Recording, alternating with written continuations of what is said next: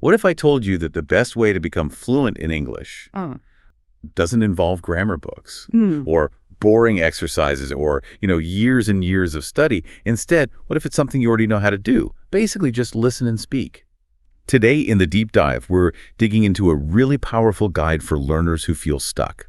We'll show how you can truly immerse yourself and, well, speed up your progress, just like you learned your first language. Our mission here is to pull out the most important insights, maybe some surprising facts from the source material, to give you a real shortcut to getting it informed on this pretty transformative learning method. It really is remarkable. And it's not just a theory, is it? It's basically how every single human being learns their first language. And the research absolutely backs this up. It's the most natural, the most effective, and honestly, probably the fastest way to get good at any language. Okay, so let's start there. Why this focused? Why listening and speaking? Especially when so many people are still sort of hung up on grammar drills and, endless vocab lists. That's a great question.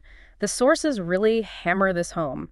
It bypasses how artificial traditional methods can feel. I mean, think about a baby learning to talk. They're not sitting there studying verb conjugations, right, or memorizing word lists. They're just surrounded by sound. They absorb patterns, meaning intuitively.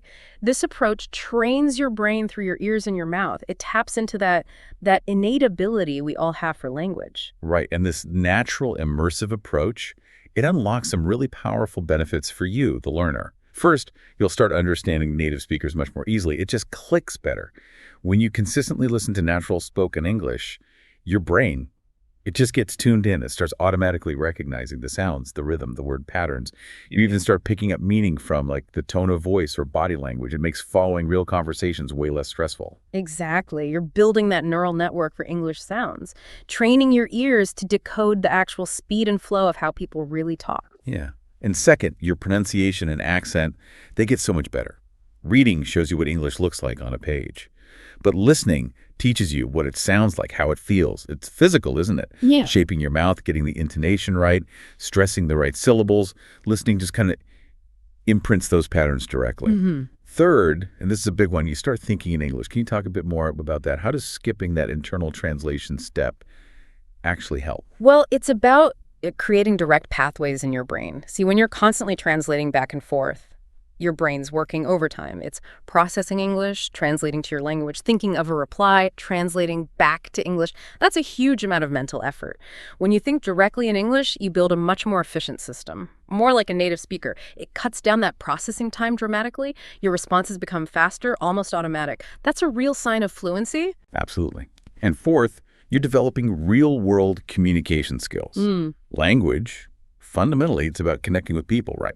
So this method helps you express yourself, make friends, handle work situations, travel, all that practical stuff. And finally, point 5, you gain real fluency and, crucially, confidence.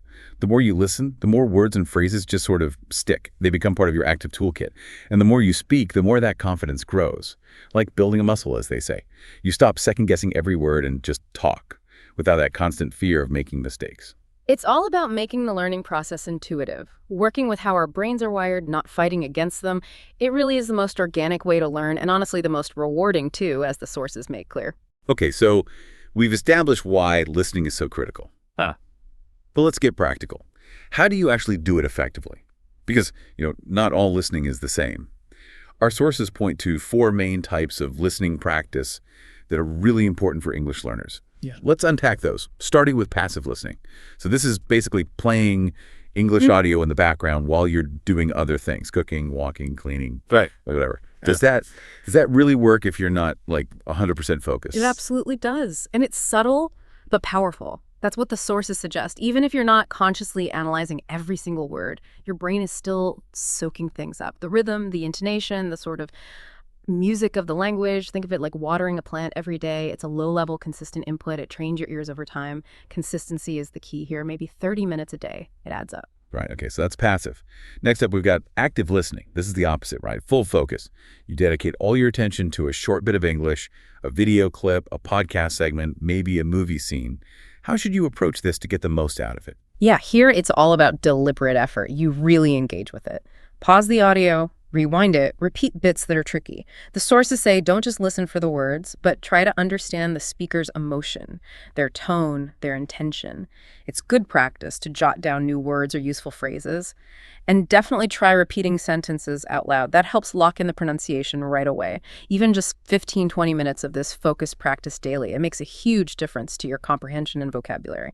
Okay, moving on to shadowing. This one sounds interesting. It's where you repeat exactly what you hear, almost like an echo, right, as soon as you hear it. Yeah. Mimicking the voice, the tone, the pauses, the rhythm, like an actor. So if you hear, "I'm really looking forward to the holidays," you immediately say it too. Yes. Shadowing is fantastic for spoken fluency. It engages what's called articulatory phonetics. Basically, it trains the muscles in your mouth and throat to make English sounds correctly. It also really helps with prosody, the rhythm, stress, and intonation of speech, the musicality. By copying directly, you're building muscle memory for how English naturally flows. This makes your own speaking sound much more natural and fluent. Good idea to start with short sentences, then work your way up to longer clips. Makes sense. And the last one is dictation. So this is listening to a sentence or phrase and writing down exactly what you hear. You play it, pause, write it down, then play it again to check and fix mistakes. What's the real benefit here? Is it just about spelling? Oh, it's much more than spelling. Dictation really sharpens your listening accuracy. It forces you to catch those small details, tiny words, endings, sounds that you might normally miss. So yeah, it helps spelling, but it also reinforces grammar patterns, sentence structure. It just makes your ears much more precise. The sources suggest doing this maybe 2 or 3 times a week. Okay, 4 different types. This raises a key question, though. How do you actually fit all these in? How do you integrate them effectively? Well, the real power comes from using them together, from their synergy. If you practice all 4 styles each week, you're hitting different angles of listening skill. Passive listening gets you comfortable with the soundscape. Active listening builds deep understanding. Shadowing works on your spoken output, your pronunciation. And dictation hones your accuracy. Together, they build a really well-rounded, confident English listener. Right. So you've got these techniques. Now let's talk tools. Your listening arsenal. And the great news here is you really don't need a formal classroom or a teacher to get fluent. First up, probably the biggest resource, YouTube. It's just immense. How can learners best use it? Well, there are millions of videos. Native speakers just chatting, structured lessons for learners, TED Talks, real conversations. The sources suggest starting with English subtitles on, then pause and rewind to practice shadowing sections. And this is important. Try watching without subtitles, too, to really push your listening skills. There are great channels like BBC Learning English, Speak English with Mr. Duncan, Speak English with Vanessa, tons of options. Okay, what about podcasts? They seem perfect for listening on the go, definitely. Perfect for passive listening while commuting or doing chores, but also great for active listening sessions. And most podcast platforms have loads of free shows. For learners, things like ESL Pod are good. The BBC has The English We Speak for everyday phrases, and their main BBC Learning and Grow podcasts have structured lessons, often with transcripts available too. And audiobooks. Are they useful? Very much so. Especially for building listening stamina and vocabulary, particularly if you enjoy stories. You've got paid platforms like Audible with professional narrators, but also LibriVox, which has free audiobooks of books in the public domain. A really smart tip from the sources is to start with children's stories. They use simpler language. And if you can, try reading the text version while you listen. That really reinforces comprehension. And let me jump in with a couple of maybe less obvious but incredibly powerful tools. First, Youglish. Have you used this? Youglish.com. You type in a word or a phrase, and it searches YouTube to find real video clips where native speakers use that exact word or phrase in context. It's amazing for hearing different accents, understanding pronunciation nuances, seeing how words are actually used in real life. Oh, that sounds brilliant. It really is. And another one, a total game changer according to the sources, is Language Reactor. It's a browser extension, works mainly with Netflix and YouTube. It gives you dual subtitles, so English and your native language side by side. Plus, you can click on any word for an instant translation and definition. And you can build vocabulary lists from the shows you watch. It basically turns your entertainment time into an interactive lesson. Well, that's clever. And from a structured path. Well, you can't go wrong with BBC Learning English. Their website is fantastic. Very professional. Loads of daily audio and video lessons, exercises, quizzes, grammar explanations. Millions of people trust it. And for good reason. It's solid. But really, the main takeaway for you listening is mix and match these tools. Find what works for your level, what keeps you interested. The most important thing is just to start today. Make listening a daily habit. Okay, so we've got the why, the how, and the tools for listening. Let's put it all together. How can you build this into a daily routine? We've distilled a simple 5-step routine from the sources. It's repeatable, powerful. It only takes about an hour a day, broken into manageable chunks. Step 1 is just 10 minutes, passive listening. Start easy. Put on a podcast, some English music, a YouTube video in the background while you're doing something else, making coffee, getting ready, whatever. You're not hyper-focused, but your brain is still absorbing the sounds, the rhythm, the intonation. It sets the stage. Step 2, 15 minutes. Watch a video with subtitles and take notes. Now, switch to active focus. Pick a short English video, maybe a TED Talk, a news clip, a lesson. Watch it with English subtitles on.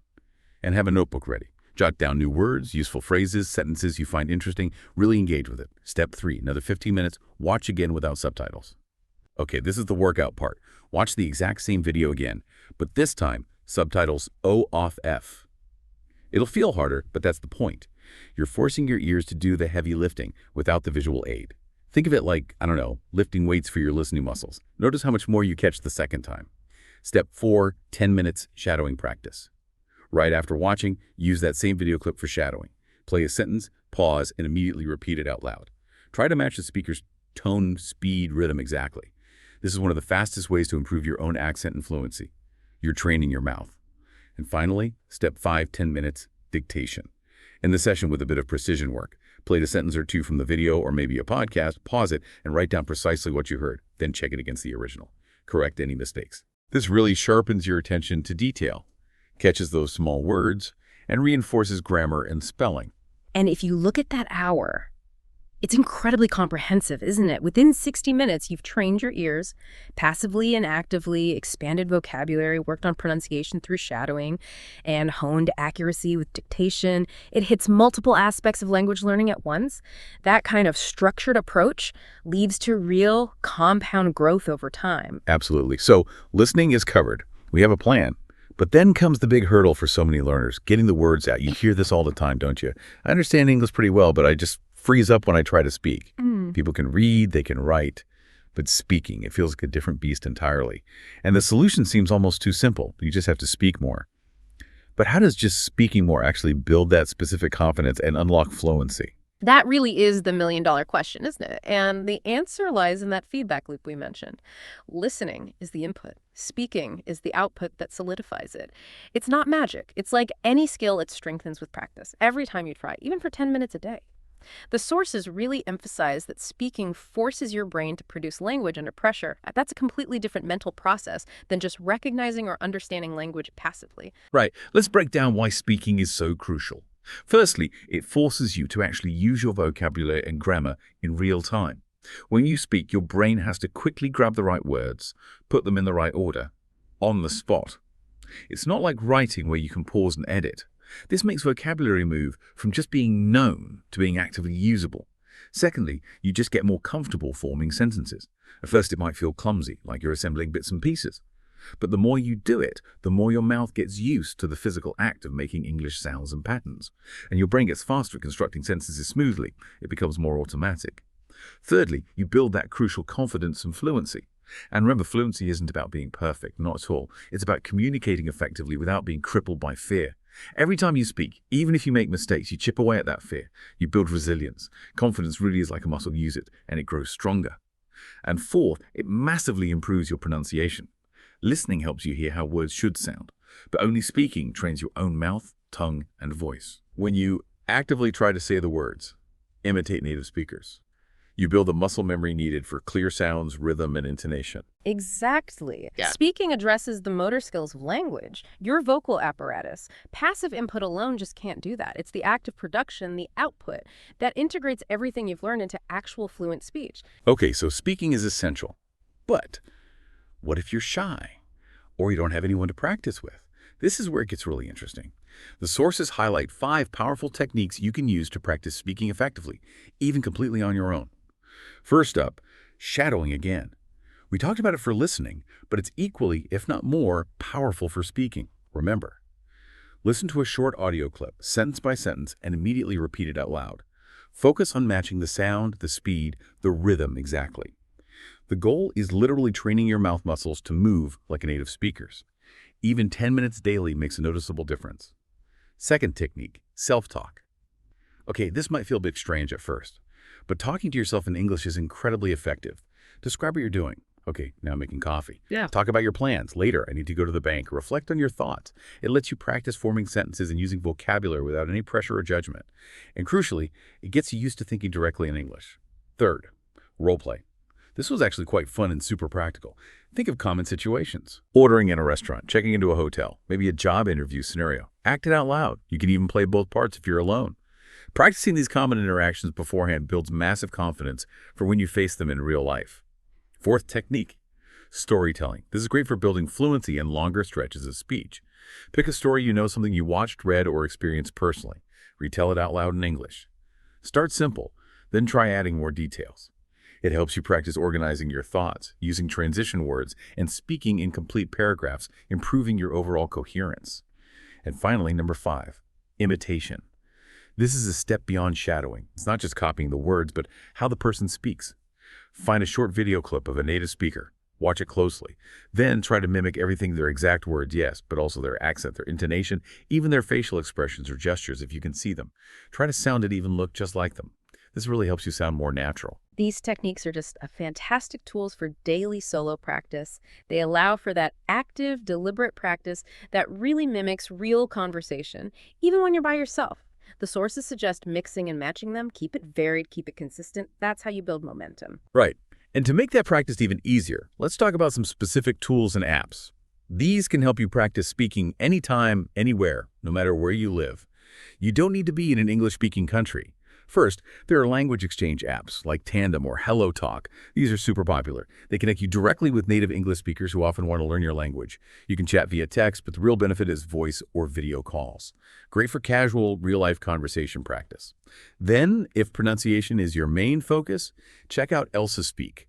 This app uses AI. It listens to you speak and gives you instant, really specific feedback. It tells you exactly how accurate your pronunciation is, helps with word stress, intonation, fluency. It's honestly like having a personal pronunciation coach available 24/7. And don't forget ChatGPT voice mode. If you feel shy about talking to real people initially or just want unlimited practice anytime, this is amazing. You can have actual conversations with the AI, ask it questions, role-play situations, practice telling stories, all without any pressure or fear of judgment. It's like a patient, always available speaking partner. And a few more to add to that list. Speechling is interesting because it offers feedback from real human coaches. You record yourself speaking specific sentences, and actual coaches listen and send back audio feedback with corrections and tips. That human touch can be really valuable. Also, talkenglish.com, it's a free website, very structured. It has lessons built around topics like shopping or travel, gives you common sentence patterns, and provides audio so you can practice conversations. Really good for beginners building confidence. And Fluency. We mention it for listening, but it also has speaking components. It uses real videos, movie clips, news, interviews, and turns them into interactive lessons. Dual subtitles, tap for definitions, plus speaking exercises related to the video content. Loads of great options there. The key thing really is just to pick one or two that appeal to you and start using them today. Don't overthink it. Okay, so just like with listening, how do we weave these speaking techniques and tools into a sustainable daily routine? Again, the sources suggest aiming for about an hour a day. It sounds like a lot, but broken down, it's manageable and makes a huge difference. Here's a possible 5-step speaking routine. Step 1, 10 minutes. Read aloud.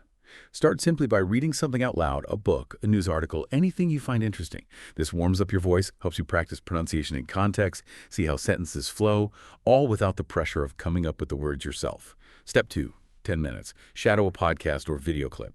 Pick a short audio or video clip. Listen carefully to a sentence or two, then immediately repeat it aloud. Really focus on matching the speaker's intonation, speed, and emotion. Train your mouth and ears together. Step 3, 10 minutes. Talk to yourself about your day. Use that self-talk technique. Spend 10 minutes just talking out loud in English about your plans, what happened earlier, your thoughts. Okay, after this, I need to check my emails. I wonder what I should have for lunch today. This directly practices everyday vocabulary and trains your brain to formulate thoughts in English. Step 4, 15 minutes. Speak with a language partner.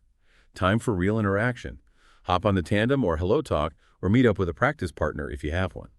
Aim for at least 15 minutes of actual conversation, voice or video call is best. This builds spontaneous speaking skills, confidence, and exposes you to how people really talk. Step 5, 15 minutes. Describe or explain something. End the session by practicing longer stretches of speech. Retell a story you heard, explain a concept from your work or studies, describe a favorite hobby or recipe. This trains your ability to organize your thoughts logically and speak coherently for more than just a sentence or two. And that brings up the crucial point again, consistency. How do you keep this up long term? The key, really, is making it enjoyable. Find topics you like, partners you click with, tools you find engaging. The sources are unanimous. A little bit every day is far, far better than one massive, overwhelming session once a week. Make it a habit, integrate it naturally into your day, and the progress will come. Exactly. Now, we've talked about listening, we've talked about speaking separately. But the sources suggest the real magic, the real acceleration happens when you combine them in a focused way. They're like two sides of the same coin, right? Input and output working together. So we've got a simple 6-step combined method, pulls from the material. Step 1, watch a short English video. 2 to 5 minutes is perfect. Pick something interesting at your level. Step 2, listen to it 2-3 times. First time, just get the main idea. Second or third time, listen more closely for details, words, phrases, pronunciation, rhythm. Really tune in. Step 3, shadow every sentence. Play the video again, sentence by sentence. Pause after each one and immediately repeat it out loud. Copy everything, tone, speed, emotion. Take your time here. Step 4, turn off subtitles and repeat what you remember. Watch it again, no subtitles this time. After short sections, pause and try to repeat aloud what you just heard and understood from memory. It's about spontaneous recall. Step 5, record yourself saying it. Use your phone, your computer, whatever.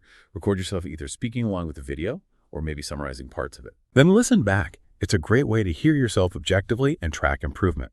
Step 6, summarize the video out loud in your own words. Finally, take a minute or two and just summarize the whole video. Use your own words, the vocabulary you picked up, the grammar you know. Express the main ideas freely. And what's fascinating here is why this combined method works so well. It directly mirrors how we naturally acquire language, that powerful loop of getting input, processing it, and then producing output. Doing this regularly improves your understanding of natural speech, practices fluent production, trains your brain to think in English, and builds that vital confidence. It hits everything at once. Yeah, it really ties it all together. The advice is to try this combined routine daily if you can, or at least 4 to 5 times a week. Keep the videos short and fun, related to your interests. That makes it sustainable. Okay, before we wrap up this deep dive, we've got some quick bonus tips. These are simple habits, easy to integrate, but they can make a surprisingly big difference over time. Little things that accelerate your progress. First, change your phone and apps to English. Simple, right? But it surrounds you with English constantly in a low-stress way. You just absorb words and phrases naturally through daily use. Second, think in English instead of translating. We touched on this, but it's worth repeating. Make a conscious effort. When you have a thought, try to form it directly in English, not in your native language first. It feels weird initially, but it dramatically speeds up your speaking. Third, sing English songs and learn the lyrics. It's fun. And it's fantastic for pronunciation, rhythm, intonation. Plus, you pick up common phrases and vocabulary without even feeling like you're studying. Fourth, watch English news or shows daily. Make it a habit, even 15-20 minutes. Regular exposure builds vocabulary and listening skills passively. Start with subtitles if you need to, then try without. Fifth, practice speaking alone every morning. Just 10 minutes when you wake up. Talk about your plans for the day, what you dreamed about, anything. It just wakes up your English brain and sets the tone for the day. Sixth, keep a notebook, a dedicated language notebook. Jot down new words, phrases you hear, maybe track your practice activities. Writing things down helps solidify them in your memory, like a personal language diary. And finally, track your progress weekly. Take 10 minutes each week. Review the words you learned. Maybe record yourself speaking briefly and compare it to last week. Seeing your own progress is a huge motivator. Absolutely. And if you connect these tips to the bigger picture, they're all about creating an immersive environment around you. They make learning less of a separate activity and more just part of your life. This accelerates that natural, incidental learning and makes consistent practice feel almost effortless. Small habits, big results. So what does this all mean for you listening right now, ready to really break through to fluency? We've covered a lot today, unpacked some really powerful insights into how listening and speaking, these fundamental skills, can truly transform your English learning journey. And perhaps the final thought, the core message from the sources is this. Remember, fluency is a journey, not a race. It's a marathon. Embrace that perspective. Focus on consistent efforts, small daily steps, and actually try to enjoy the process of learning and improving. Exactly. By building these simple daily habits, by immersing yourself in English through listening and speaking, and by staying consistent, you absolutely will see faster progress. And hopefully you'll find the whole process more enjoyable and much more rewarding too. Keep going, keep listening, keep speaking, and really enjoy becoming confident and fluent in English.